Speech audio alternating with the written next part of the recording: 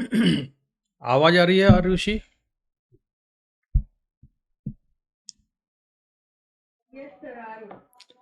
संचित तुमको? Yes sir, आ रही है। ठीक है, तो आज हम ना स्टार्ट करेंगे। मैंने बताया था कि हम पढ़ेंगे ऑप्टिकल इंस्ट्रूमेंट, लेकिन ऑप्टिकल इंस्ट्रूमेंट से पहले ना हमको दूसरी चीज़ पढ़नी पड़ेगी। पहले हम पढ़ेंगे इंटरफेरेंस, फिर डिफ्रैक्शन, उसके बाद फिर हम पढ़ेंगे ऑप्टिकल इंस्ट्रूमेंट। क्योंकि ऑप्टिकल इंस्ट्रूमेंट्स में ना उसकी रिजॉल्विंग पावर वगैरह आएगी, तो उसका रिलेशन एक्चुअली डिफ्रैक्शन से है। तो हम पढ़ेंगे अभी इंटरफेरेंस। इंटरफेरेंस 11th क्लास में आप लोगों ने पढ़ा हुआ है, साउंड वेव का इंटरफेरेंस। इंटरफेरेंस क्या होता है, इसके बारे में कोई आइडिया है? सुपरपोजिशन ऑफ वेव्स से इसका रिलेशन है। वेव्स का जो सुपरपोजिशन होता है, तो जब दो वेव्स का सुपरपोजिशन होगा तो उससे तीन चीजें पॉसिबल होती हैं। क्या क्या पॉसिबिलिटी होती है उसमें? एक पॉसिबिलिटी तो ये होती है कि उसमें स्टैंडिंग वेव फॉर्म होगी। स्टैंडिंग वेव तब बनती है जबकि ट्रेवल करने वाली वेव्स कैसी हों, अपोजिट डायरेक्शन में दो वेव्स आ रही हैं और उनका सुपरपोजिशन हुआ, तो उससे क्या होगा? स्टैंडिंग वेव फॉर्म होती है। अगर सेम डायरेक्शन में दो वेव्स जा रही हैं और उनका सुपरपोजिशन होता है, उनमें डिफरेंस किस चीज का है? उनकी फ्रीक्वेंसी भी सेम है और सेम मीडियम में चल रही है, इसलिए वेलोसिटी भी सेम होगी। लेकिन अगर उनकी फेज में डिफरेंस है, और फेज डिफरेंस लेकिन टाइम के साथ कांस्टेंट रहता है, तो उससे इंटरफेरेंस होता है। और तीसरी चीज होती थी बीट्स फॉर्मेशन। बीट फॉर्मेशन तब होता है जब दो ऐसी वेव्स का सुपरपोजिशन हो, जबकि फ्रीक्वेंसी में डिफरेंस है। जिन वेव्स का सुपरपोजिशन हुआ है, अगर उनकी फ्रीक्वेंसी में डिफरेंस है, तो उससे क्या बनता था? बीट्स फॉर्म होते थे। यहां पर क्या फॉर्म होगा? इंटरफेरेंस होगा, अगर फेज में डिफरेंस है। तो इसका जो डेरिवेशन वाला पार्ट है वो हमें आना चाहिए, जिससे कि हम क्वेश्चन सॉल्व कर पाए। डेरिवेशन वाला पार्ट कैसा? हम मान लेते हैं कि एक वेव है y1 equal to a1 sine kx minus omega t, और दूसरी वेव है y2 equal to a2 sine kx minus omega t plus y. ये दो वेव्स हैं। इसमें k क्या चीज होती है? k को हम क्या कहते हैं? वेव नंबर बोलते हैं। 2 पाई अपॉन लैम्डा के बराबर होता है ये। और ओमेगा क्या है? एंगुलर फ्रीक्वेंसी है, और लीनियर फ्रीक्वेंसी से इसका रिलेशन होता है 2 पाई एफ के बराबर। पाई क्या चीज है इसमें? पाई है फेज डिफरेंस, बिटवीन वेव्स। तो वेव्स के बीच में फेज डिफरेंस पाई है। अब जब इन दोनों वेव्स का सुपरपोजिशन होगा, तो अगर इनके फेज डिफरेंस कांस्टेंट रहता है इनके बीच में, तो इससे क्या होगा? इंटरफेरेंस होगा। अब इंटरफेरेंस में एक्चुअली हो क्या जाता है? क्या चीज हो जाती है इंटरफेरेंस में? इंटरफेरेंस में ऐसा होता है कि कुछ पॉइंट्स पर इंटेंसिटी मैक्सिमम हो जाती है और कुछ पॉइंट्स पर इंटेंसिटी मिनिमम हो जाती है। ये जो फिनोमिनन है, ये कहलाती है इंटरफेरेंस। इंटरफेरेंस में जिस जगह पर इंटेंसिटी मैक्सिमम है, वहां पर इंटेंसिटी हमेशा मैक्सिमम रहती है, और जहां पर इंटेंसिटी मिनिमम है, वह हमेशा मिनिमम होती है। और जहां पर इंटेंसिटी मैक्सिमम होती है, वहां पर दोनों वेव्स की इंडिविजुअल इंटेंसिटी के सम से भी ज़्यादा हो जाती है। और जहां पर मिनिमम इंटेंसिटी होगी, दोनों की इंडिविजुअल इंटेंसिटी के डिफरेंस से भी कम हो सकती है। इसी को हम क्या कहते हैं? इंटरफेरेंस कहते हैं। अगर इंटरफेरेंस नहीं होगा, नॉर्मली दो वेव्स अगर कहीं पर आके मिलती हैं, सिंपली दो वेव्स आके मिल गई, तो उसकी इंटेंसिटी कितनी हो जाएगी? I1 plus I2। एक वेव की इंटेंसिटी I1 है, दूसरे की इंटेंसिटी I2 है, तो सिंपली इंटेंसिटी कितनी हुई? I1 plus I2। ये डिफरेंस कितना हुआ? जब विदाउट इंटरफेरेंस उनका सुपरपोजिशन होगा, तो इंटेंसिटी कितनी होगी? I1 प्लस I2 के बराबर। लेकिन जब इंटरफेरेंस होगा, तो इंटेंसिटी I1 प्लस I2 से भी ज़्यादा हो जाएगी उन पॉइंट्स पर जहां पर इंटेंसिटी मैक्सिमम होती है। और जहां पर इंटेंसिटी मिनिमम हो जाएगी, वहां पर इंटेंसिटी दोनों की इंडिविजुअल इंटेंसिटी के डिफरेंस से भी कम हो जाती है ना। इसको हम सारी चीज़ों को आगे पढ़ेंगे। अच्छा, इंटेंसिटी किसके प्रोपोर्शनल होती है, ये याद रखना। इफ मीडियम रिमेन सेम, अगर मीडियम सेम है, वेव का मीडियम चेंज नहीं हुआ है, तो उसकी जो इंटेंसिटी होती है intensity is proportional to square of amplitude, amplitude के स्क्वायर के प्रोपोर्शनल होती है, तो intensity is proportional to a square लिखते हैं। जब हम इसमें साइन ऑफ प्रोपोर्शनलिटी हटाते हैं तो एक कांस्टेंट आ जाएगा और आई इक्वल टू हम लिखेंगे के ए स्क्वायर के बराबर, राइट। तो ये इंफॉर्मेशन, ये सारी इंफॉर्मेशन, सारी चीजें क्लास 11th में पढ़ी हुई होंगी। तो आई इक्वल टू के ए स्क्वायर, जिसमें के एक कांस्टेंट है। अब हम यहां पर करते हैं इन दोनों वेव्स का सुपरपोजिशन, ठीक है। तो सुपरपोजिशन के लिए मैं नए पेज से शुरुआत करता हूं, जिससे कि थोड़ी जगह ज़्यादा मिल जाए हमको। तो हम चलते हैं, यहां ले आते हैं दोनों इक्वेशंस को, ठीक है। और यहां पर हम इंटरफेरेंस, दोनों वेव्स का सुपरपोजिशन कराया। तो जो नई वेव आई उसकी इक्वेशन किस तरह की होगी ये हम ढूंढना चाहते हैं। तो y इक्वल टू मैंने किया y1 प्लस y2 के बराबर, ये सुपरपोजिशन कराया। अब हम y1 y2 की वैल्यू सब्स्टिट्यूट करेंगे यहाँ। तो y is equal to y1 को लिखा हमने a1 साइन के x minus omega t plus a2 sine के x minus omega t plus five. ये जो दोनों वेव्स की इक्वेशन है, इन दोनों वेव्स की इक्वेशन में डिफरेंस किस चीज़ का है? केवल फेज का है। फ्रीक्वेंसी सेम है इनकी, वेवलेंथ सेम है, क्योंकि ओमेगा आपने सेम लिया हुआ है, के सेम लिया हुआ है। के सेम होने का मतलब है कि वेवलेंथ सेम है, ओमेगा सेम होने का मतलब ये है कि फ्रीक्वेंसी सेम है, ठीक है। तो ये रिजल्टेंट वेव आ गई यहाँ पर। अब हम ये जो थोड़ा सा ट्रिग्नोमेट्री लगाएंगे, मैथमेटिक्स लगाएंगे, हम क्या चेक करना चाहते हैं ये लगा के?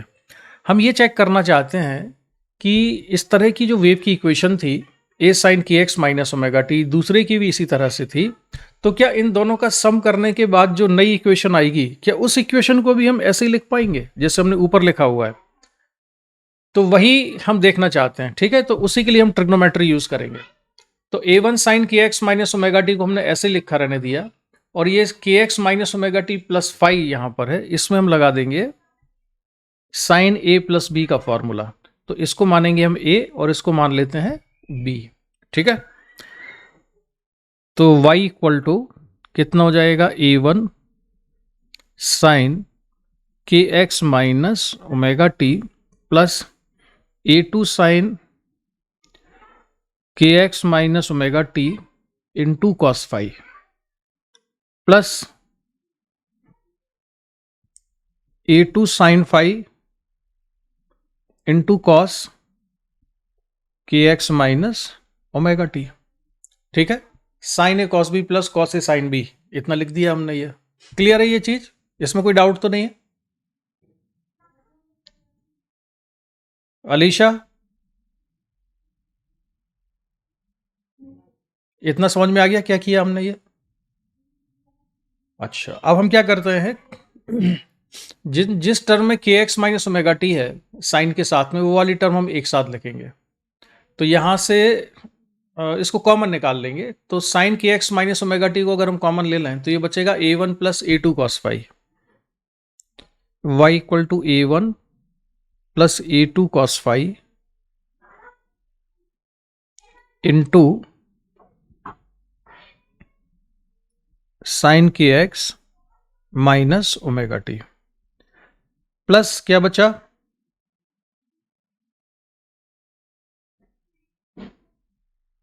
Plus a2 sine five into cos k x minus omega t, इतना बच गया। ये वाली जो टर्म थी इसको हमने एज इट इज लिखा है। ये वाली जो टर्म थी, ये दोनों टर्म, इसमें से क्या किया हमने? साइन के एक्स माइनस ओमेगा टी को कॉमन निकाल दिया। इसको मान लेते हैं कि इक्वेशन नंबर 1 है, इसको लिखा हमने इक्वेशन नंबर 2 है, और इसको लिखा ये इक्वेशन नंबर 3 है। अब इक्वेशन नंबर 3 में हम कुछ सब्स्टिट्यूशन करेंगे। सब्स्टिट्यूशन हम ये करेंगे कि सपोज ट्रिग्नोमेट्री में ऐसा सब्स्टिट्यूशन पॉसिबल होता है। हम लिख रहे हैं a1 plus a2 cos five equals to r cos theta, और a2 साइन फाइव जो था, a2 साइन फाइव को लिखा हमने r साइन थीटा। जिसमें आर और थीटा क्या है, कांस्टेंट है। ये जो आर और थीटा है ये कांस्टेंट है इसमें, ठीक है। तो r cos theta, r sine theta हमने लिख लिया इसको। अब ये इक्वेशन नंबर 3 में सब्स्टिट्यूट करो इसको।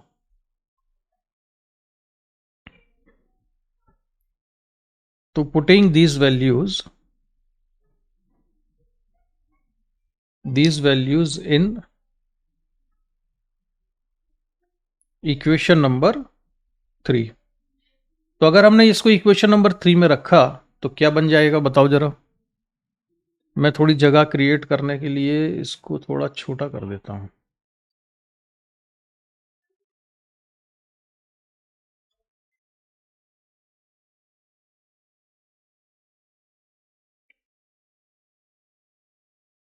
इसको भी थोड़ा छोटा कर दे।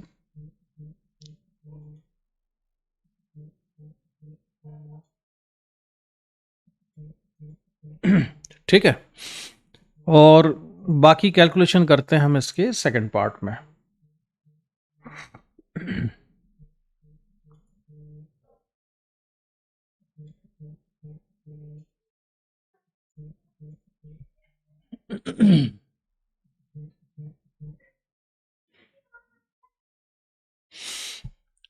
तो इसको लिखेंगे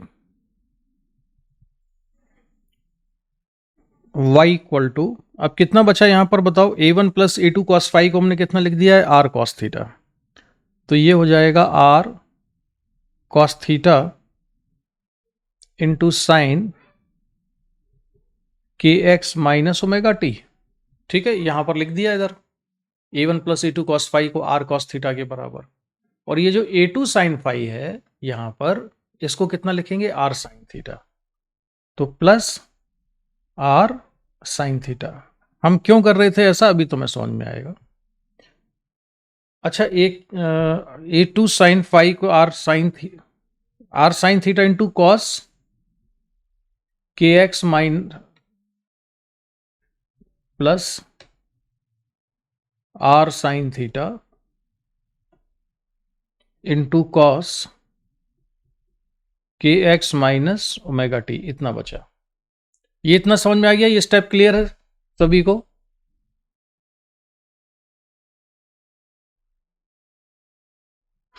क्लियर है ये। तो अब इसमें से हम क्या करते हैं, r को अगर हम कॉमन निकाल दें तो ध्यान दो ये बन जाएगा साइन के x minus omega t into cos theta plus cos k x minus omega t into sine theta. तो अब ये किस चीज का फॉर्मूला बन गया, इसको हम कैसे चेंज करके लिख सकते हैं। ये बन जाएगा r साइन के x minus omega t plus theta के बराबर, और ये है इक्वेशन नंबर 4। ये समझ में आया कि नहीं। इसके बाद ये वाली जो स्टेप है ये क्लियर है, ये कैसे आई।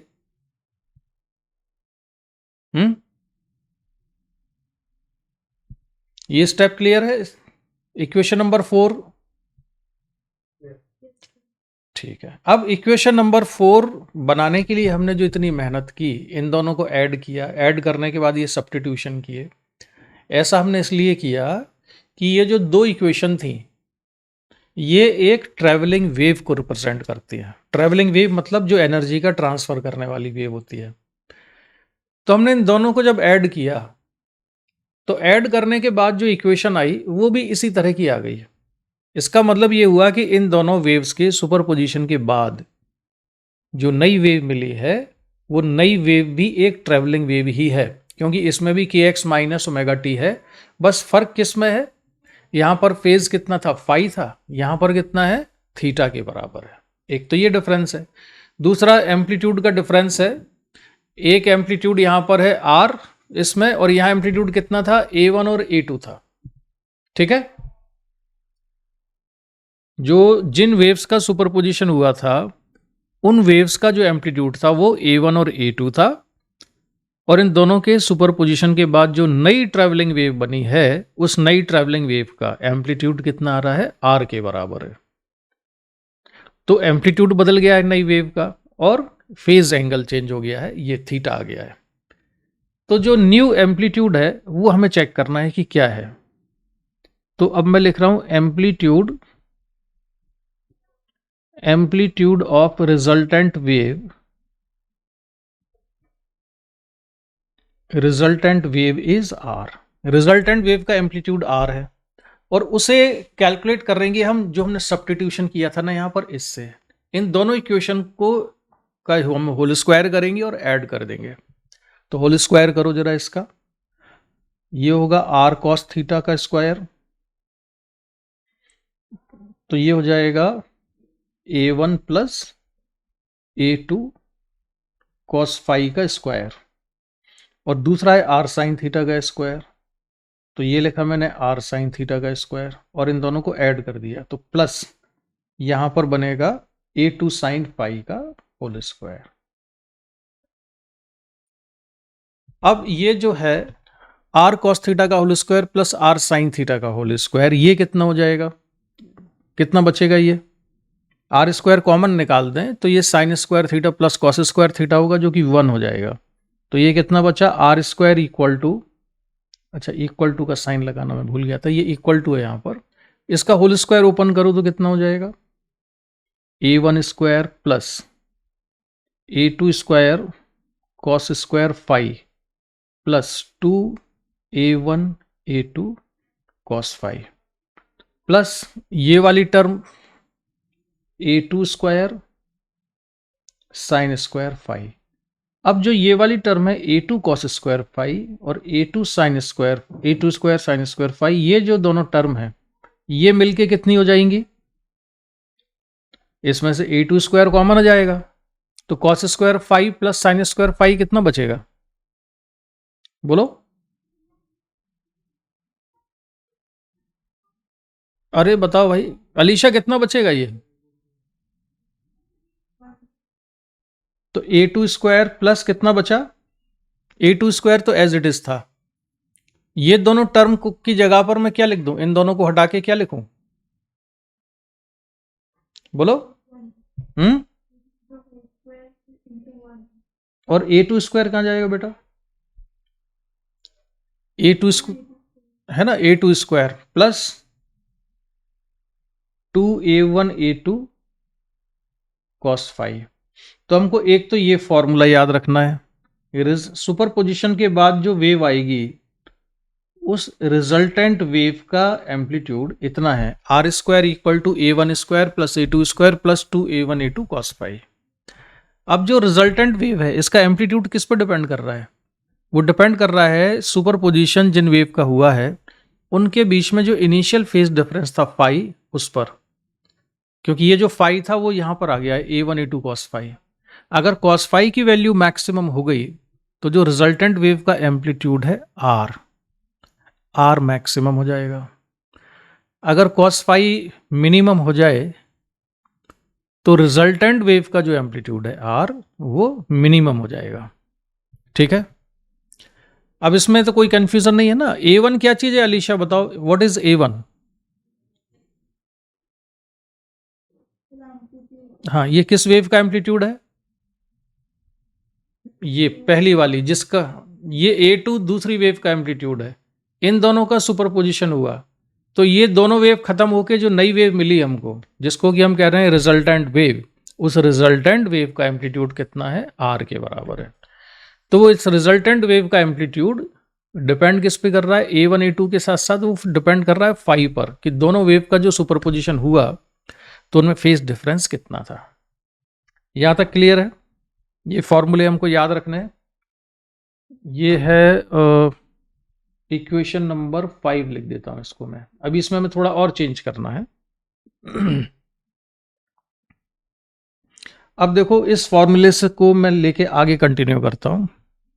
अब हमारे पास जो है रिजल्टेंट एम्पलीट्यूड इतना आ गया है, r square equal to a1 square plus a2 square plus 2a1 a2 cos phi, है ना। अब देखो मैंने अभी तुमको बताया कि जो इंटेंसिटी होती है वो किसके प्रोपोर्शनल होती है, स्क्वायर ऑफ एम्पलीट्यूड के। तो जो पहली वाली वेव है उसका एम्पलीट्यूड है a1, तो उस वेव की खुद की इंटेंसिटी होगी i1 equal to k a1 square दूसरी वाली वेव की इंटेंसिटी हो जाएगी के ए टू स्क्वायर, और रिजल्टेंट वेव की इंटेंसिटी को मैं लिख रहा हूं आई, तो वो हो जाएगी आई इक्वल टू के इंटू क्या चीज आएगी यहां पर, रिजल्टेंट वेव की इंटेंसिटी कितनी होगी, के इंटू, बोलो आरुषि, आरुषि बताओ क्या लिखेंगे इसको। आरुषि तुम बस जो है ऑन करके चली गई हो गया सामने से, तो बोलो कितना आएगा, आई इक्वल टू के इंटू कितना लिखूं मैं, इंटेंसिटी, नहीं नहीं नहीं समझी नहीं मैं क्या पूछ रहा हूं, जो पहली वेव की इंटेंसिटी थी आई वन, वो है उसके स्क्वायर, एम्पलीट्यूड के स्क्वायर के प्रोपोर्शनल।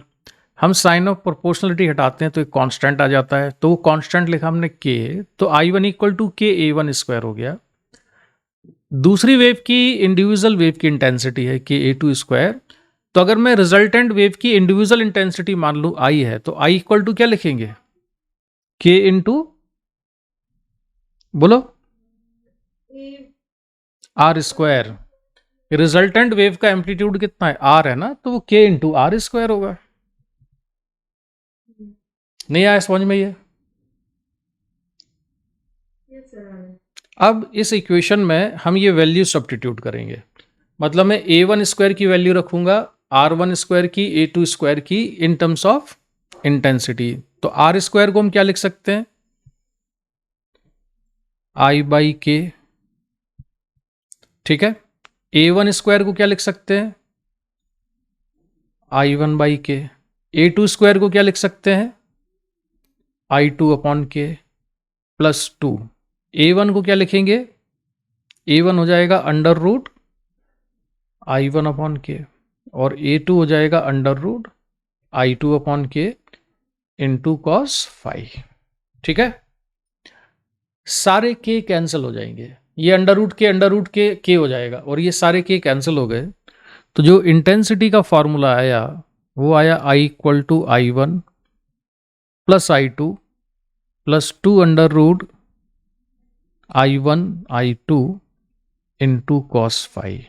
इक्वेशन नंबर कहाँ तक पहुँच गए थे हम, अभी 5 तक थे, तो अब ये इक्वेशन नंबर 6 लिख लिया हमने इसको।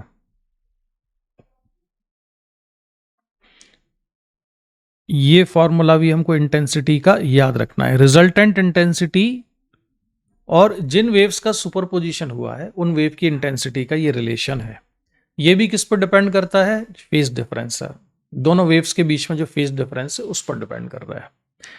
अब मैं इसमें आगे बढ़ूं उससे पहले तुम लोगों को क्या क्या पूछना है एक एक करके पूछो सभी लोग, तो शुरू करो जरा। हाँ दिव्येश तुम बताओ क्या पूछना है।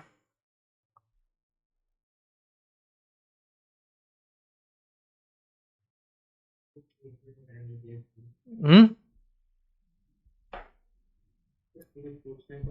अच्छा ठीक है।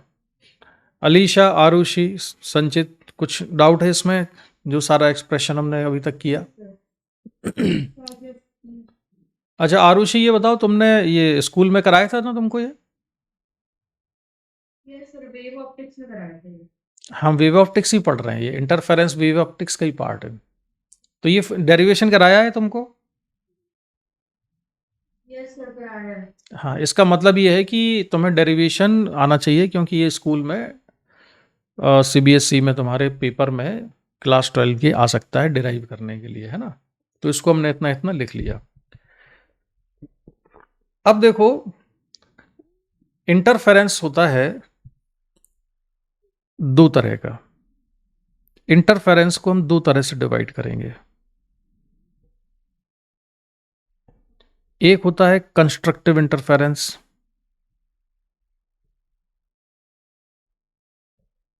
कंस्ट्रक्टिव इंटरफेरेंस, और दूसरा होता है डिस्ट्रक्टिव इंटरफेरेंस।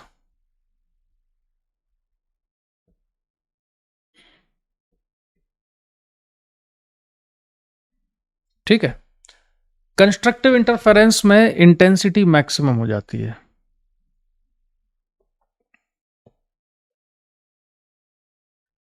और इसमें इंटेंसिटी होगी मिनिमम।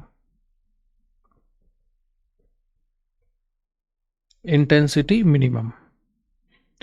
इंटेंसिटी अगर मैक्सिमम चाहिए तो ये फॉर्मूला देखो और इसमें बताओ cos फाई की वैल्यू कितनी होनी चाहिए। 1 for maximum intensity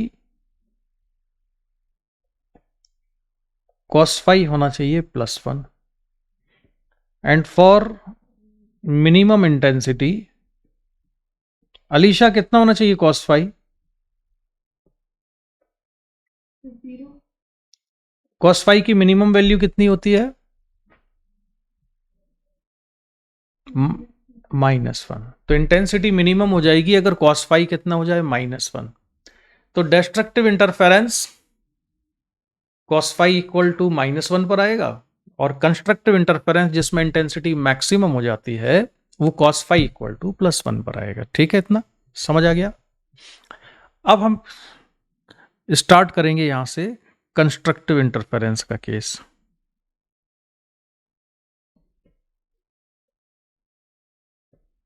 constructive interference.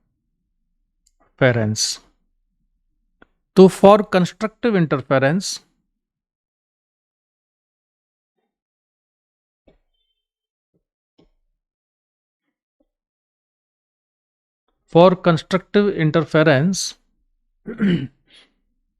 cos phi equal to 1।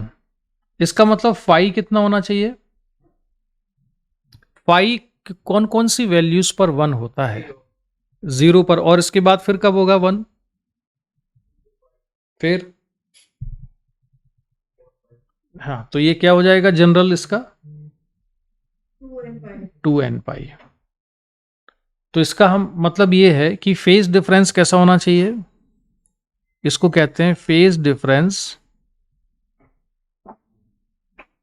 Must be even multiple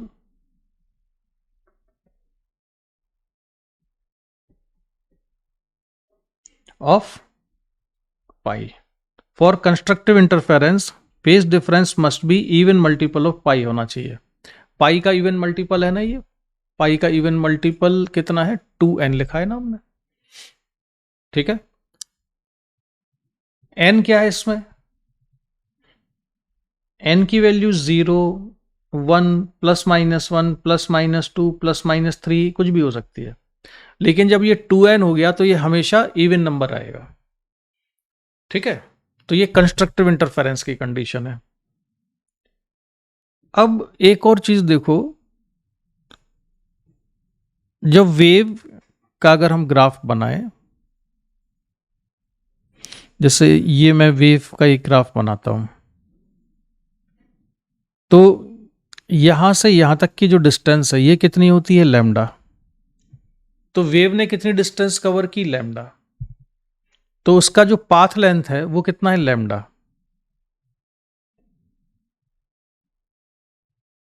path length कितनी है इसकी, लैम्डा के बराबर है। और यहां पर जिस फेज में है पार्टिकल वो सेम फेज में कहां पर आएगा, इधर आएगा। ठीक है, यानी कि अगर वेव लैम्डा डिस्टेंस ट्रेवल करती है तो फिर से पार्टिकल सेम फेज में आ जाता है। यहां के बाद पार्ट फिर से सेम फेज कहां मिलता है, यहां पर। तो पाथ लेंथ लैम्डा होने पर फेज डिफरेंस कितने का आ जाता है 2 पाई का। यहां पर फेज अगर 0 है तो यहां पर फिर 2 पाई आ जाएगा, सेम फेज में आ जाते हैं 2 पाई। तो इसको हम कहते हैं रिलेशन बिटवीन, यहां से हम एक रिलेशन निकालते हैं। अभी मैं पूरा डिटेल में तो नहीं जा रहा हूं एक्चुअली, ये क्योंकि 11th में पढ़ते हैं इसको। Relation between path difference and phase difference. Relation between path difference and phase difference होता है डेल्टा एक्स, मैं मान लेता हूं ये क्या है, फेज डिफरेंस है। और डेल्टा फाई क्या है, डेल्टा एक्स पाथ डिफरेंस है और डेल्टा फाई क्या है, फेज डिफरेंस है। तो डेल्टा एक्स इक्वल टू होता है lambda upon 2 pi into delta phi. इसको हमें याद रखना है। कई बार इसको ऐसे delta x equal to lambda upon 2 pi delta phi पढ़ते हैं, कई बार हमें जरूरत पड़ती है तो हम delta phi equal to 2 pi upon lambda into delta x लिखते हैं।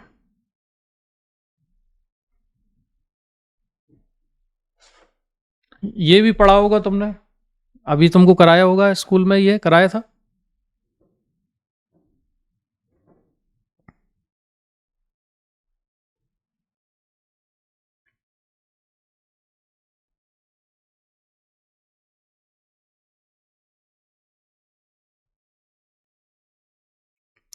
क्यों भाई आरुषि? यस सर बराबर। हाँ, अब देखो ये जो रिलेशन है ना, ये बहुत ही सिंपल सा है निकालना। वैसे ज़्यादा अच्छा तो ये है कि इसका रट्टा मार लो, नहीं तो कर ऐसे सकते हो कि जब वेव ने लैम्डा डिस्टेंस ट्रेवल की तो फेज डिफरेंस कितना आया? 2 पाई। लैम्डा डिस्टेंस कवर करने पे फेज डिफरेंस कितना आता है? 2 पाई। 8th क्लास का यूनिटरी मेथड है ये। इसलिए यूनिट डिस्टेंस ट्रेवल करने पर कितना फेज डिफरेंस आएगा? 2 पाई बाई लैम्डा। इसलिए डेल्टा एक्स डिस्टेंस ट्रेवल करने पर कितना फेज डिफरेंस आ जाएगा? 2 pi by lambda into delta x, ये फेज डिफरेंस आ जाएगा। ऐसे आया ये रिलेशन, समझे? अरे भाई समझ गए कि नहीं? ये यूनिटरी मेथड जो तुमने 7-8 क्लास में पढ़ा है वहां से निकाला है ये, और इतना डिटेल में नहीं जाना है, तो सीधे इसको याद कर लो कि ये रिलेशन होता है। तो कंस्ट्रक्टिव इंटरफेरेंस के लिए पाथ डिफरेंस कितना होना चाहिए वो निकालेंगे हम। For constructive interference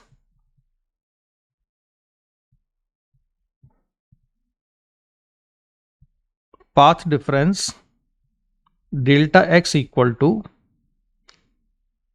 lambda upon 2 pi into delta phi लिखेंगे।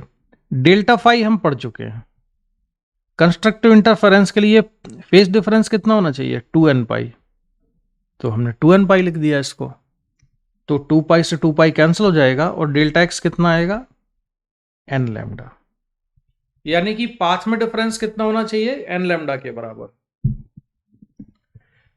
फेज में डिफरेंस अगर हमको लेके आना है, सॉरी कंस्ट्रक्टिव इंटरफेरेंस अगर चाहिए, तो पाथ डिफरेंस रिक्वायर्ड कितना है? लैम्डा का इंटीग्रल मल्टीपल। ये इवन और ऑड दोनों है इसमें।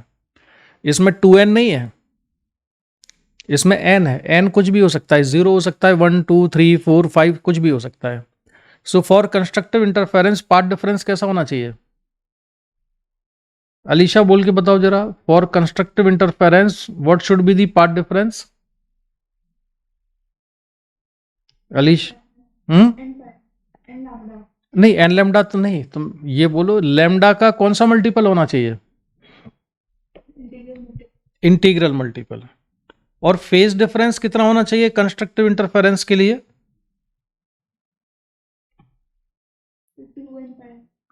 नहीं नहीं, जैसे अभी बोला था ना इंटीग्रल मल्टीपल ऑफ लैम्डा, ऐसे ही इसमें बोल के बताओ क्या होना चाहिए कंस्ट्रक्टिव इंटरफेरेंस के लिए?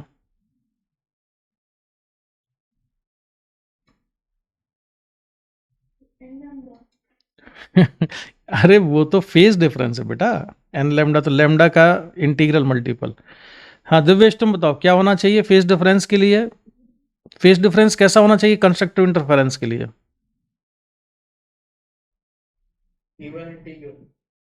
इवन मल्टीपल ऑफ पाई, ये पढ़ा था ना हमने 2n पाई। तो पाई का इवन मल्टीपल होना चाहिए कंस्ट्रक्टिव इंटरफेरेंस के लिए। और फेज डिफरेंस कैसा होना चाहिए? Integral multiple. तो रटने में ज्यादा आसान हो इसलिए ना इसको कई बार ऐसा लिख लेते हैं, delta x equal to 2n into lambda by 2, यानी लेमडा बाई 2 का इवन मल्टीपल होना चाहिए। ऐसे भी रट लेते हैं, या तो अब 2 से तो 2 कैंसिल हो जाएगा, तो फेज डिफरेंस को या तो आप क्या लिखो, लेमडा का इंटीग्रल मल्टीपल मानो, या क्या मानो, लेमडा बाई 2 का इवन मल्टीपल। एक ही बात है, ठीक है। अब हम लिखेंगे कि कंस्ट्रक्टिव इंटरफेरेंस के केस में इंटेंसिटी कितनी हो जाएगी? तो इंटेंसिटी हो जाएगी मैक्सिमम। अब वो मैक्सिमम इंटेंसिटी कितनी होगी? अब हम लिखते हैं I1 plus I2 plus 2 under root I1 I2 into cos phi. Cos phi की वैल्यू कितनी हो जाएगी? 1। तो ये सॉल्व करने पर इसको क्या लिखा जा सकता है? आई मैक्सिमम को ये हो जाएगा under root I1 plus under root I2 का होल स्क्वायर। और अगर एम्पलीट्यूड चाहिए तो वो भी मैक्सिमम होगा, और मैक्सिमम एम्पलीट्यूड हो जाएगा A1 प्लस A2। एम्पलीट्यूड का जो फॉर्मूला था वो ये था। इसमें कॉस फाई को कितना लिख दें अगर हम 1, तो ये कितना बचेगा? A1 square plus A2 square plus 2A1 A2, यानी ये हो जाएगा R equal to A1 plus A2। ठीक है। और इंटेंसिटी हो जाएगी under root I1 plus under root I2 का होल स्क्वायर। राइट। किस केस में? कंस्ट्रक्टिव इंटरफेरेंस के केस में। अभी कंस्ट्रक्टिव इंटरफेरेंस का ही केस हम पढ़ेंगे अभी और आगे, उसी को मैं डिस्कस कर रहा हूं। Constructive interference. तो कंस्ट्रक्टिव इंटरफेरेंस में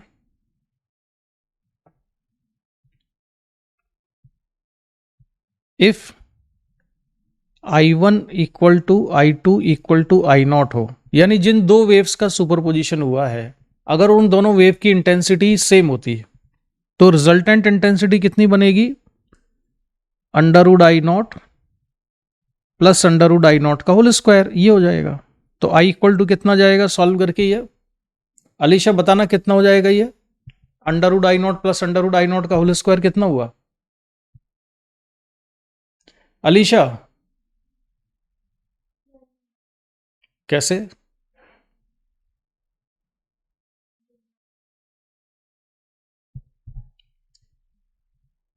जल्दी बताओ।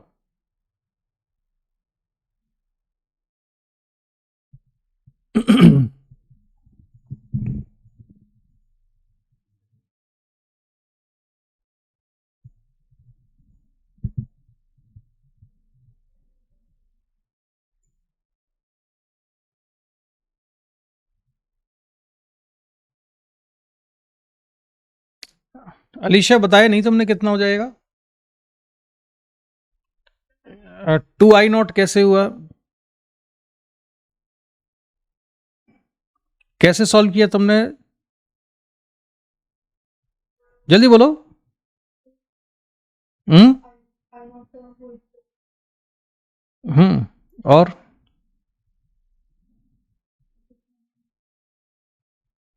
ये होगा बेटा 4I0 के बराबर। तो ये हुआ सॉल्व करके 4I0।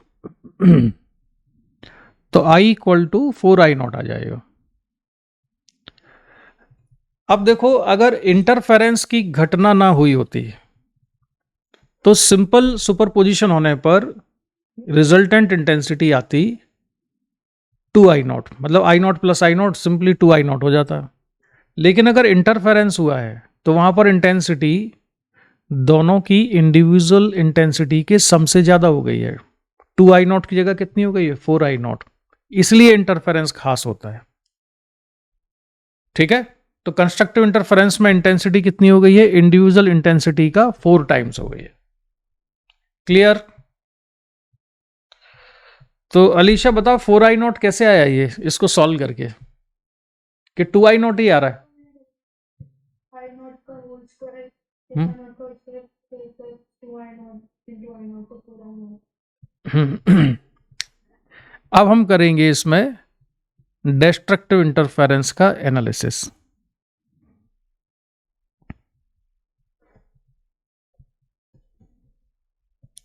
Destructive interference.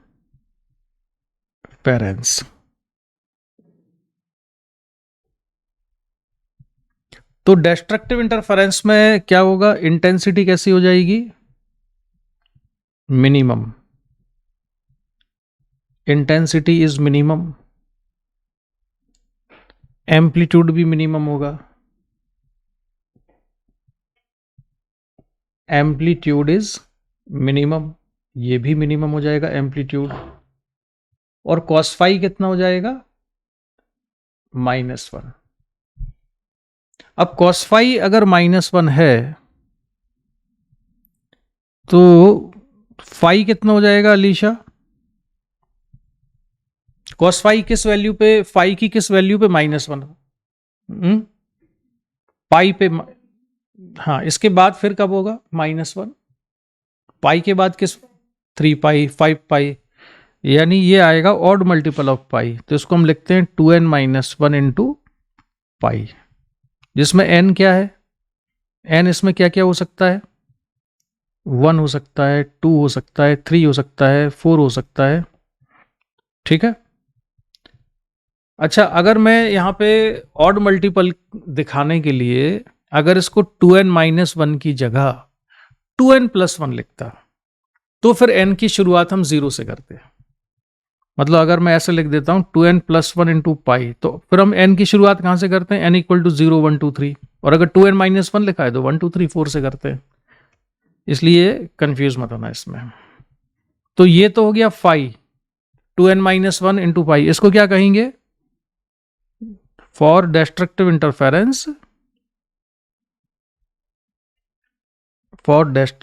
Interference, phase difference must be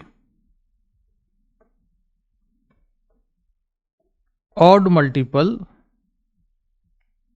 of पाई। इसे पाई का ऑड मल्टीपल होना चाहिए, ये पता चल गया। अब हमको फेज डिफरेंस से रिलेशन चाहिए और पार्ट डिफरेंस का। तो डेल्टा एक्स इक्वल टू हम लिखेंगे lambda upon 2 pi into delta phi. तो कितना रिलेशन आ जाएगा? Lambda upon 2 pi into delta phi कितना लिखा हमने? 2n-1 इंटू पाई के बराबर, क्योंकि इतना चाहिए ना हमको। डेल्टा फाई डिस्ट्रक्टिव इंटरफेरेंस के लिए फेज डिफरेंस कितना लिख दिया हमने? 2n-1 into pi. तो इससे डेल्टा एक्स की वैल्यू या required path difference delta x कितना आ गया? ये आया 2n-1 इंटू लेमडा बाई 2, यानी ऑड मल्टीपल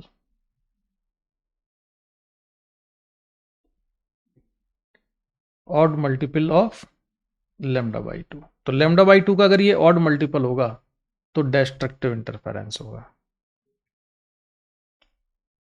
क्वेश्चन सॉल्व करने के लिए ये सारी चीजें हमको याद रखना पड़ेंगी, है ना। हम डेरिवेशन करने नहीं बैठेंगे इनके, हमको डायरेक्ट याद होना चाहिए ये।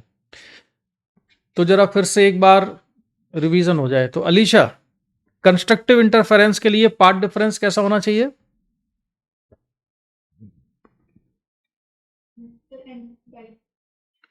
कंस्ट्रक्टिव के लिए कितना होना चाहिए? 2n पाई होना चाहिए। Phase difference even multiple of pi. Path difference कितना होना चाहिए? लैम्डा बाई 2 का इवन मल्टीपल होना चाहिए, 2n into lambda by 2। Destructive interference के लिए फेज डिफरेंस कितना होना चाहिए? ऑड मल्टीपल ऑफ पाई। और पाथ डिफरेंस कितना होना चाहिए? लैम्डा बाई 2 का ऑड मल्टीपल होना चाहिए। ठीक, ये हो गया। अब इसमें इंटेंसिटी कितनी हो जाएगी? इंटेंसिटी मिनिमम हो जाएगी। तो मिनिमम इंटेंसिटी की अगर मैं वैल्यू लिखूं यहां पर, इस केस में आई मिनिमम, तो आई मिनिमम कितना होगा? I1 plus I2 plus 2 under root I1 I2, और cos फाई की वैल्यू कितनी रख दी हमने यहाँ? -1। तो आई मिनिमम कितना आया सॉल्व करके? Under root I1 minus under root I2 का होल स्क्वायर। ये मिनिमम इंटेंसिटी होगी। मैक्सिमम आई थी under root I1 plus under root I2 का होल स्क्वायर। और एम्पलीट्यूड भी मिनिमम हो जाएगा। मिनिमम एम्पलीट्यूड होगा r minimum equal to A1 minus A2, और उसका मॉड लिखेंगे हम, क्योंकि हमें पता नहीं A1 बड़ा है कि A2 बड़ा है। तो मिनिमम एम्पलीट्यूड हमने modulus of A1 minus A2 कर दिया। तो ये काफी हद तक इंटरफेरेंस की थ्योरी का काम हमने कर लिया। यहां तक कोई डाउट है? कोई बात अगर हो तो? अच्छा, अब एक चीज देखो कि इसमें एक क्वेश्चन पूछा जाता है स्कूल में, या जेईई मेंस में भी पूछ सकते हैं, कि जहां पर कंस्ट्रक्टिव इंटरफेरेंस है वहां पर इंटेंसिटी हो गई है इंडिविजुअल इंटेंसिटी की 4 गुनी। तो ये कैसे हो सकता है? इससे तो एनर्जी क्रिएट हो जाएगी। तो क्या यहाँ पे एनर्जी का क्रिएशन हो गया है? तो एक बार क्वेश्चन वापस से पूछ लीजिए। हमने ये पढ़ा कि अगर जो दो वेव्स हैं उनकी इंडिविजुअल इंटेंसिटी कितनी है, आई नॉट है, और जब कंस्ट्रक्टिव इंटरफेरेंस होगा तो वह इंटेंसिटी कितनी हो जाएगी, इंडिविजुअल इंटेंसिटी के सम से भी ज़्यादा हो जाएगी। तो अगर इंडिविजुअल इंटेंसिटी के सम से भी ज़्यादा इंटेंसिटी है तो क्या एनर्जी क्रिएट हो गई है? इसको एक्सप्लेन करो, ये आता है स्कूल में क्वेश्चन। तो उसका आंसर ये है, in case of interference redistribution of energy takes place. Energy shifts from minimum intensity places to the places where intensity is maximum. Reason समझ आया?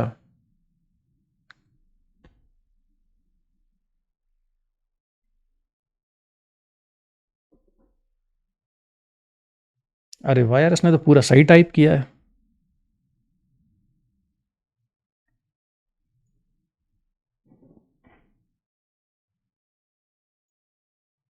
क्यों, ये स्टेटमेंट समझ में आया?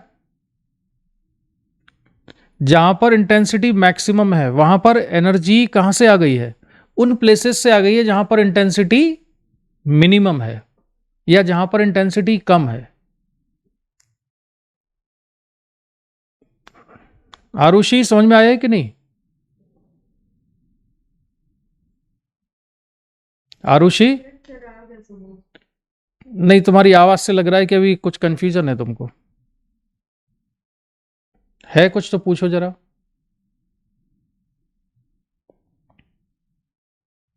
सर पढ़ा तो ये मैंने कि रीडिस्ट्रीब्यूशन ऑफ एनर्जी होती है, पर ये shift from minimum intensity to maximum intensity. मतलब ये बेटा कि जहां पर इंटेंसिटी, दोनों की इंटेंसिटी के डिफरेंस से भी कम हो गई है।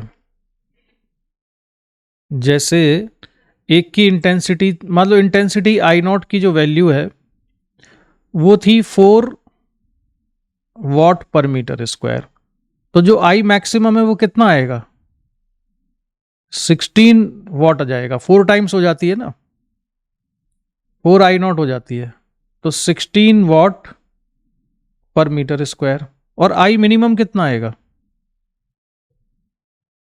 मिनिमम इंटेंसिटी कितनी होती है, under root I naught minus under root I naught का होल स्क्वायर, कितना हो जाएगा, 0 हो जाएगी अगर दोनों की इंटेंसिटी हम सेम माने। तो इंटेंसिटी मिनिमम जहां पर डिस्ट्रक्टिव इंटरफेरेंस हुआ है वहां पर इंटेंसिटी 0 है, तो वहां पर एनर्जी डिस्ट्रॉय नहीं हो गई है, वहां की एनर्जी दूसरी जगह चली गई है। कहां चली गई है? उन जगहों पर एनर्जी शिफ्ट हो गई है जहां पर इंटेंसिटी मैक्सिमम है। तो ये 16 वॉट पर मीटर स्क्वायर एनर्जी अगर हो गई है तो ये क्रिएट नहीं हुई एनर्जी, एनर्जी का केवल रीडिस्ट्रीब्यूशन हुआ है। ठीक है, जैसे तुम्हारी पॉकेट है, 10 पॉकेट हैं, 10 पॉकेट हैं तुम्हारे कपड़ों में, सभी में बराबर बराबर पैसे रखे हुए हैं।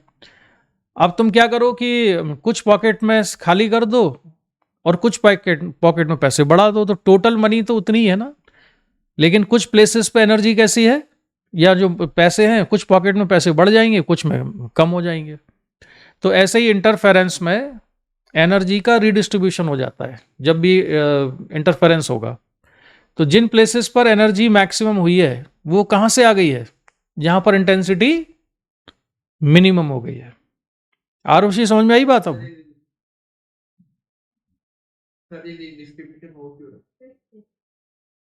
ये डिस्ट्रीब्यूशन इसलिए हो रहा है क्योंकि ये जो हमने पूरा डेरिवेशन किया था उस डेरिवेशन में फेज डिफरेंस अगर कांस्टेंट है तो ऐसे प्लेसेस मिलेंगे।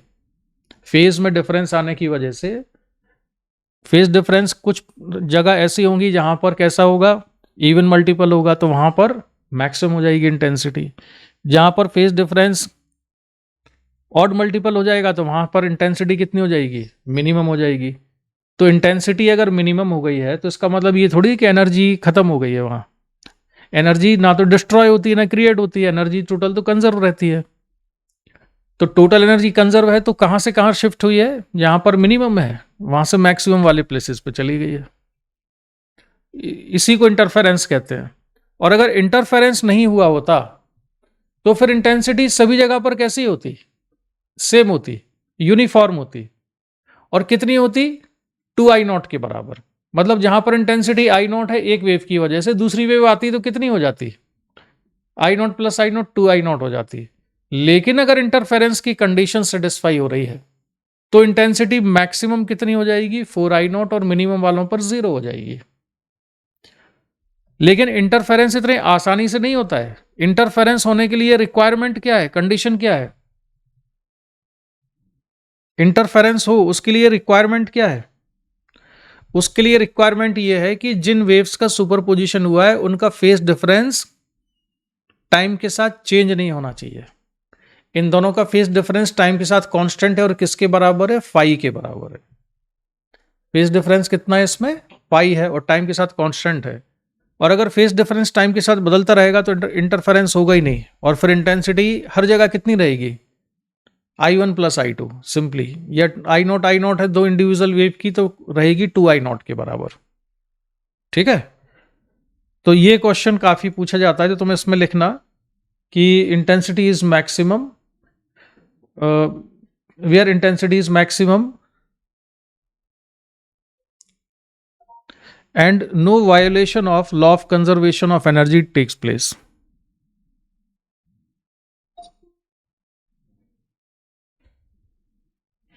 ठीक है,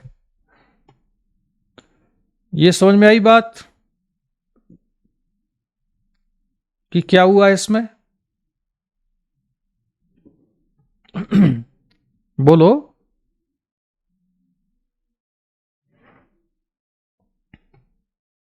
Yes, sir, आ गए तुम्हें। अच्छा, चलो अब मान लेते हैं कुछ क्वेश्चन सॉल्व करते, एक एग्जांपल ले लें हम कि दो वेव्स का सुपरपोजिशन हुआ। एक वेव्स जो है थी y इक्वल टू 3 साइन के एक्स माइनस ओमेगा टी, और दूसरा है y2 इक्वल टू 4 साइन के x minus omega t plus five. ठीक है, तो आपको बताना है find ratio of I maximum to I minimum. Maximum और मिनिमम इंटेंसिटी का रेशियो बताओ क्या होगा?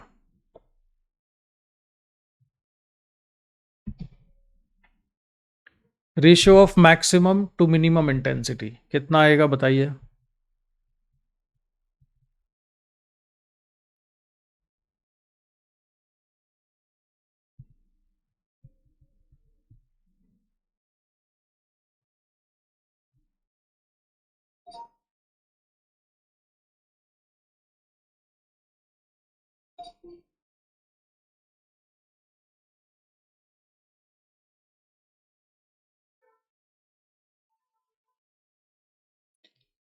इसके बाद एक चीज और हम पढ़ेंगे, और वो है कोहेरेंट सोर्सेज ऑफ लाइट,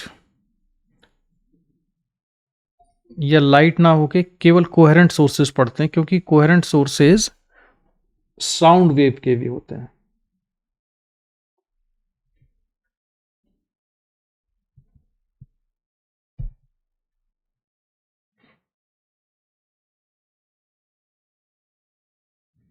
तो बच्चों जरा I maximum to I minimum निकाल के बताओ कितना आ रहा है?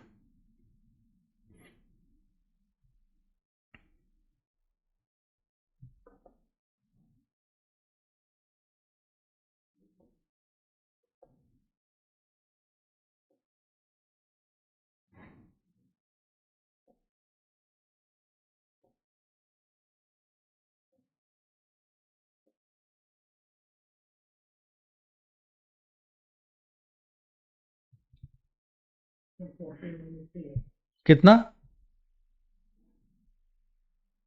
49:1। ठीक है, आरुषि, दिव्येश, अलीशा,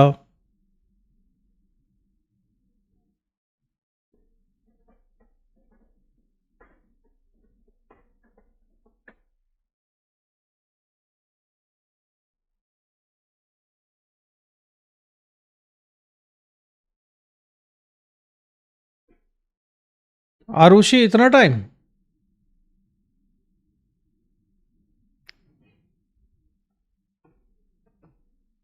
आई मैक्सिमम क्या होता है? Under root I1 plus under root I2 का होल स्क्वायर, और जो आई मिनिमम होगा वो होगा under root I1 minus under root I2 का होल स्क्वायर। तो होल स्क्वायर को तो हम दोनों के ऊपर चढ़ा देते हैं ऊपर। अंडर रूट I1 यानी कि under root 3 plus under root 4 upon under root 4 पहले लिख लेते हैं माइनस अंडर रूट 3 और इसका होल स्क्वायर। संचित ऐसे ही किया था? लग नहीं रहा तुमने ऐसे किया है। संचित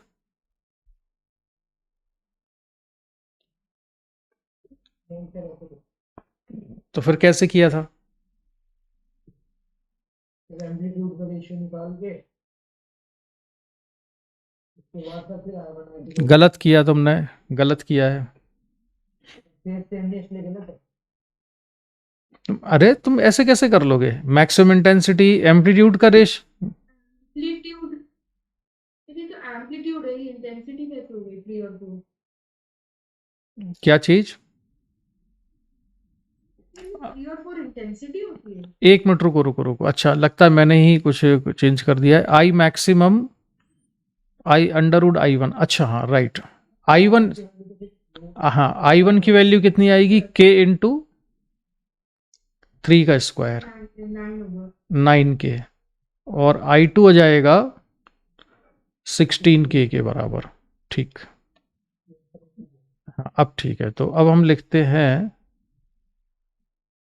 I1 अंडर रूट I1 यानी कि under root 9K plus under root 16K upon under root 16K minus under root 9K और इसका होल स्क्वायर। तो 3 प्लस 4 9 बचेगा और नीचे 4 माइनस 3 यानी 1 बचेगा। ठीक किया था संजय तुमने। इसका स्क्वायर तो ये हो जाएगा 49:1। 7 हुआ ये? हाँ 9 लिखा मैंने, 7, तो 49:1 हो गया। ठीक है, ऐसे छोटे छोटे क्वेश्चन होंगे, लेकिन इस पे जो असली सवाल है ना वो तो यंग्स डबल स्लिट एक्सपेरिमेंट पर आते हैं, वो और पढ़ना पड़ेगा हमें उसकी थ्योरी। अभी पहले मैं एक डेफिनेशन लिखवा दूं तुमको, कोहेरेंट सोर्सेज। तो आरुषि कोहेरेंट सोर्सेज की डेफिनेशन बताओ क्या होती है?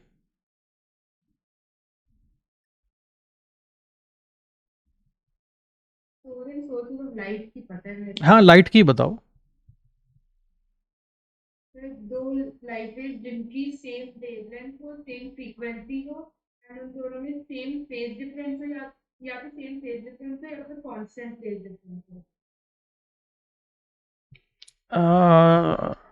रुको जरा मैं अभी लिखता हूं। If phase difference between two waves coming from two different sources remains constant with time, then sources are said to be coherent sources. अब देखें टाइप सही कर दिया कि नहीं? Phase difference between two waves coming from two different sources remains constant with time, then sources are set, गलत लिख दिया, सेड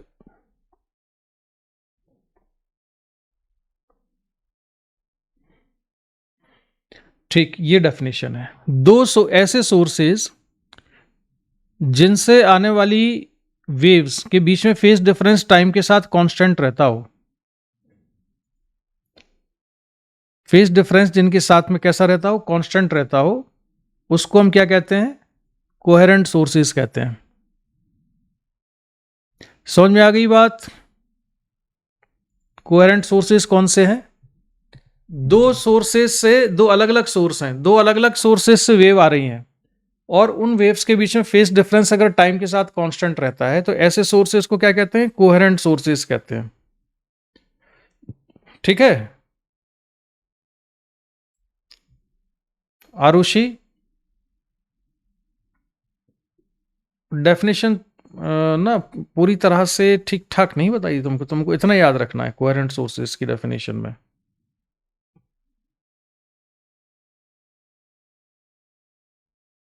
फेज डिफरेंस टाइम के साथ कांस्टेंट रहे। अगर फेज डिफरेंस टाइम के साथ कांस्टेंट नहीं रहेगा तो इंटरफेरेंस होगा ही नहीं। ठीक है,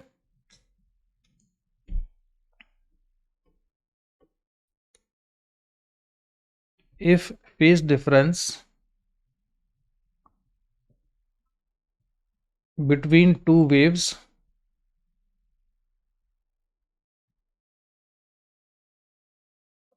does not remain constant, then at same point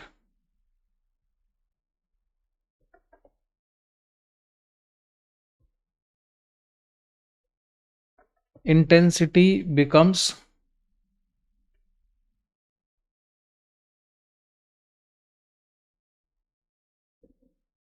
maximum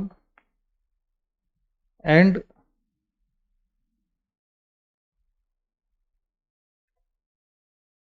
minimum।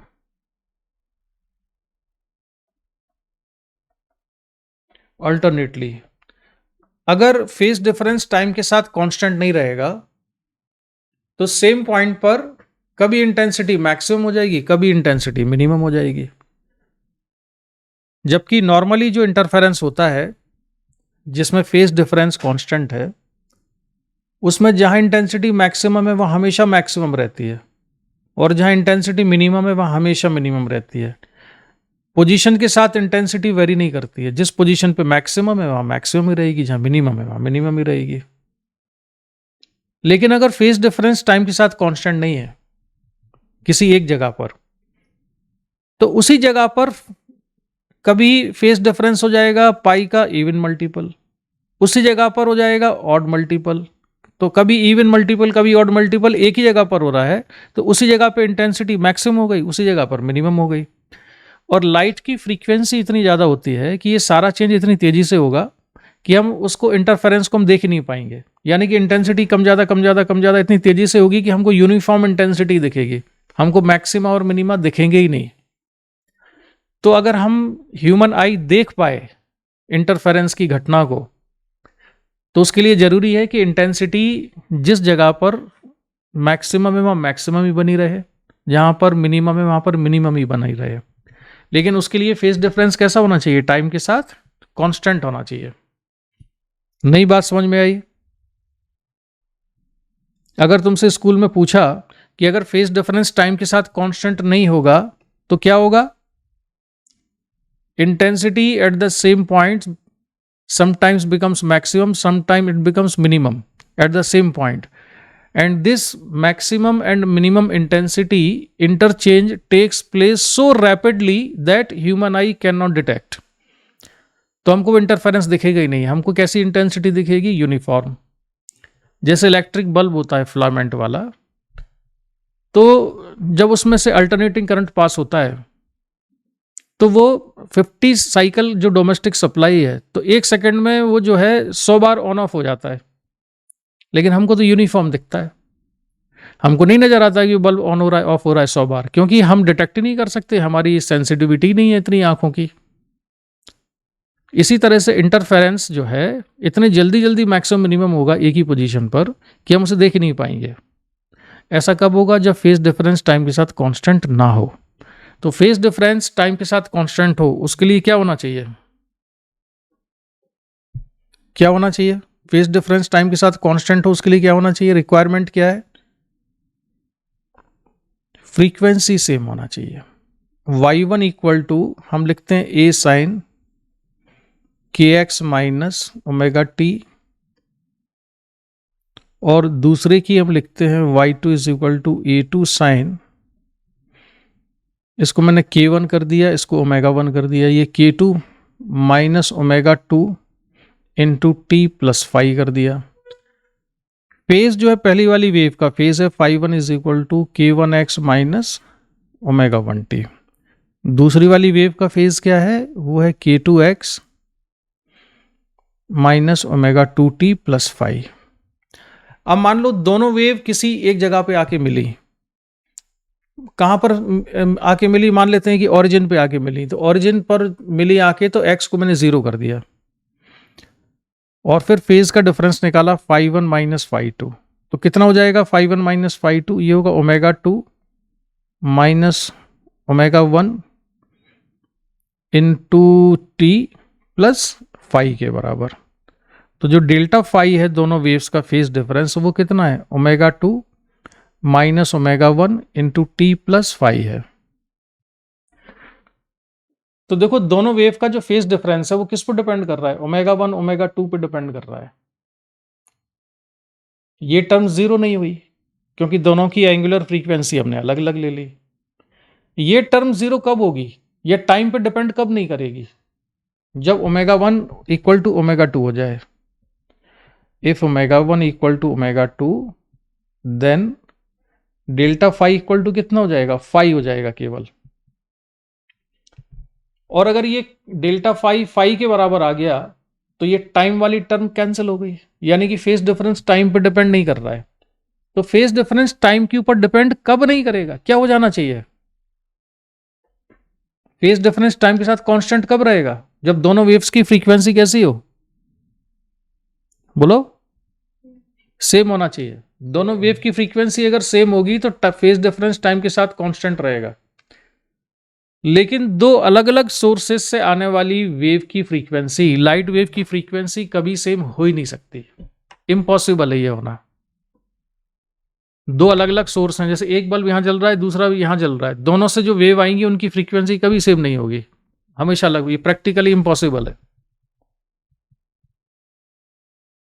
ठीक है, तो हमने केमिस्ट्री में थोड़ा एटॉमिक स्ट्रक्चर पढ़ लिया है।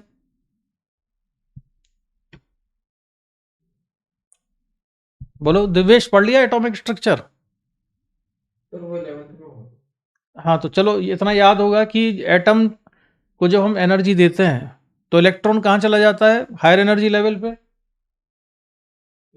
और जब वापस आता है तो क्या करता है वो,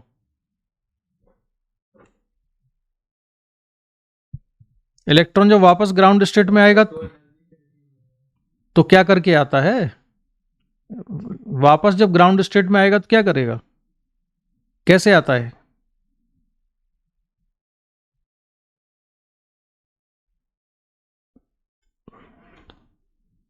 आरुषि?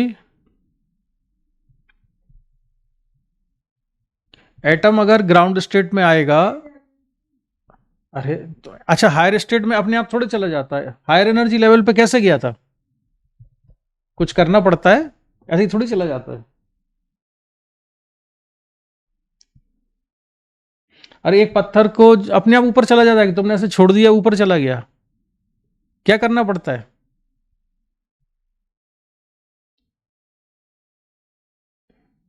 अरे यार तुम लोग जो है जवाब नहीं देते हो। हाँ तो ऐसे ही एटम में जो इलेक्ट्रॉन है उसको एनर्जी देनी पड़ती है तब वो हायर एनर्जी लेवल पे जाता है ना, अपने आप थोड़े चला जाता है। तो ऐसे ही वापस आएगा तो क्या होगा, हायर एनर्जी लेवल से जब वो ग्राउंड स्टेट में आएगा तो क्या करता है वो, संचित बताओ, लूज करेगा। किस फॉर्म में लूज करता है एनर्जी, कैसे लूज करता है, किस फॉर्म में एनर्जी का लॉस होता है, संचित? फोटॉन एमिट करता है ना, और फोटॉन की एनर्जी कितनी होती है, एच न्यू, और ये फोटॉन की जो फ्रीक्वेंसी है यही लाइट की फ्रीक्वेंसी है। एटम ने जो फोटॉन एमिट किए, अगर उन फोटॉन की फ्रीक्वेंसी विजिबल रेंज में है तो वो हमको नजर आते हैं, उसी को हम लाइट कहते हैं। आए समझ में, अगर ये विजिबल रेंज में है तो उसको हम क्या कहते हैं, लाइट कहते हैं। अब जब ये फोटॉन, मान लो इसका ट्रांजिशन हुआ 3 से 2 में, तो इसकी फ्रीक्वेंसी अलग होगी, और अगर ट्रांजिशन हुआ मान लो हायर एनर्जी लेवल 4 से 2 में, तो उसकी फ्रीक्वेंसी कैसी होती है, अलग होती है। तो सेम फ्रीक्वेंसी तभी होगी जब एक सोर्स का जो एटम है जब वो 3 से 2 में आता है तो दूसरे सोर्स का एटम भी 3 से 2 में आए। इतनी ज्यादा प्रोबेबिलिटी नहीं होती है आने की, इतना पॉसिबल ही नहीं है ऐसा होना कि एक सोर्स का एटम अगर फोर्थ एनर्जी लेवल से ग्राउंड एनर्जी लेवल पे आ रहा है तो दूसरे सोर्स का भी एटम फोर्थ एनर्जी लेवल से ग्राउंड स्टेट में उसी टाइम पे आए, जिससे कि दोनों से जो फोटोन एमिट हो उसकी फ्रीक्वेंसी सेम हो। तो दो अलग अलग सोर्सेस से आने वाले फोटोन की एनर्जी कभी भी सेम फ्रीक्वेंसी सेम होती ही नहीं है, इसलिए फेज डिफरेंस कांस्टेंट होता नहीं है। इसलिए प्रैक्टिकल लाइफ में इंटरफेरेंस देखना बहुत मुश्किल होता है। तो हम इंटरफेरेंस को प्रैक्टिकली प्रोड्यूस करने के लिए क्या करते हैं, एक ही सोर्स के दो सोर्स बनाते हैं। अब एक ही सोर्स के दो सोर्स कैसे बना लेते हैं कि जैसे मान लो मैंने एक कार्डबोर्ड रखा और यहां से लाइट आ रही थी, एक सोर्स से ऐसे लाइट आ रही थी, मैंने उस कार्डबोर्ड में दो छोटे छोटे होल बना दिए S1 S2। अब यहां से जो लाइट आएगी S1 और S2 से, अब हम ये मान लेंगे कि दो सोर्सेज ऑफ लाइट हैं और इनसे जब वेव्स का सुपरपोजिशन होगा यहां पर, तब हम कहेंगे कि यहां पर इंटरफेरेंस हम देख सकते हैं, क्योंकि इन दोनों सोर्सेज से आने वाली लाइट कैसी होगी, सेम फ्रीक्वेंसी की होगी और फ्रीक्वेंसी सेम होगी, इसलिए फेज डिफरेंस भी कैसा रहेगा, यहां पर टाइम के साथ कांस्टेंट रहेगा। तो एक ही सोर्स से दो सोर्स बना लेते हैं, क्योंकि दो एक्चुअल में अलग अलग सोर्स ले लेंगे तो उनसे आने वाली लाइट की फ्रीक्वेंसी कभी भी सेम हो ही नहीं सकती। इतना समझ में आया कि नहीं? एक ही सोर्स से जो दो सोर्स बना लेते हैं और फिर इंटरफेरेंस देखते हैं, ये किस में करते हैं हम, ये करते हैं YDSE में, यानी यंग्स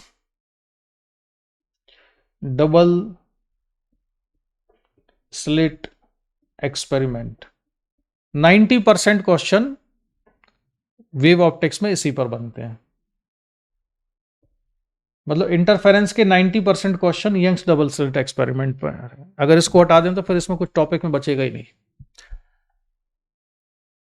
ठीक है, तो तुमको ये समझ में आया कि अगर दो अलग अलग सोर्सेस से वेव आ रही हैं तो उनकी फ्रीक्वेंसी कभी भी सेम होगी नहीं, और अगर कभी भी फ्रीक्वेंसी उनकी सेम नहीं है तो फिर फेज डिफरेंस उनके बीच में कभी भी कांस्टेंट नहीं रहेगा, वो टाइम के साथ बदलता रहेगा। और एक ही पॉइंट पर फेज डिफरेंस अगर टाइम के साथ बदल रहा है तो फेज डिफरेंस कभी इवन मल्टीपल हो जाएगा, कभी ऑड मल्टीपल हो जाएगा पाई का, तो कभी कंस्ट्रक्टिव इंटरफेरेंस हो जाएगा, कभी डिस्ट्रक्टिव हो जाएगा। और ये इतनी जल्दी जल्दी होगा क्योंकि लाइट की फ्रीक्वेंसी बहुत ज़्यादा होती है, तो इतनी जल्दी जल्दी ये चेंज होगा कि ह्यूमन आई उसको देख ही नहीं सकती है, डिटेक्ट ही नहीं कर सकती है। इतना समझ में आ गया? आज मैं YDSE नहीं शुरू करूंगा, आज मैं यहीं पे कंप्लीट करूंगा। इसकी जो थ्योरी हमने पढ़ी है इसको पहले ढंग से रिवाइज करके नेक्स्ट क्लास में आना, तब हम YDSE पढ़ेंगे और फिर हम क्वेश्चन सॉल्व करेंगे इसके। इसमें कुछ डाउट हो तो बताओ आरुषि। कोई डाउट नहीं है। ये तुमने यंग्स डबल स्लिट एक्सपेरिमेंट पढ़ा होगा ना? यस सर, पढ़ा है। दिव्येश तुमने? स्कूल में है पर मैंने नहीं पढ़ा। अलीशा तुमने पढ़ा हुआ है? Yes sir. अच्छा ठीक है, तो इसका तुम्हारा रिवीजन हो जाएगा। फिर हम न्यूमेरिकल सॉल्व करेंगे इस पर और जेई मेन के क्वेश्चन की कुछ प्रैक्टिस करेंगे, कैसे कैसे क्वेश्चन इस पर आते हैं। पहले YDSE की भी थ्योरी हमको अच्छे से समझनी होगी। तो एक तो जो डेरिवेशन आज हमने किया, ये डेरिवेशन तुमको अच्छे से आना चाहिए। ठीक है, तो आज की क्लास को करेंगे हम यहीं पर कंप्लीट, और नेक्स्ट क्लास में YDSE पढ़ेंगे। तुम YDSE इवन थोड़ा सा पढ़ के ना, उसके क्वेश्चन अगर दिमाग में हो तुम्हारे, कुछ अगर डाउट हो तो वो ऑलरेडी तैयार रखना अपने। तो आज की क्लास को मैं करता हूं यहीं पर कंप्लीट। ठीक है, बाय बाय।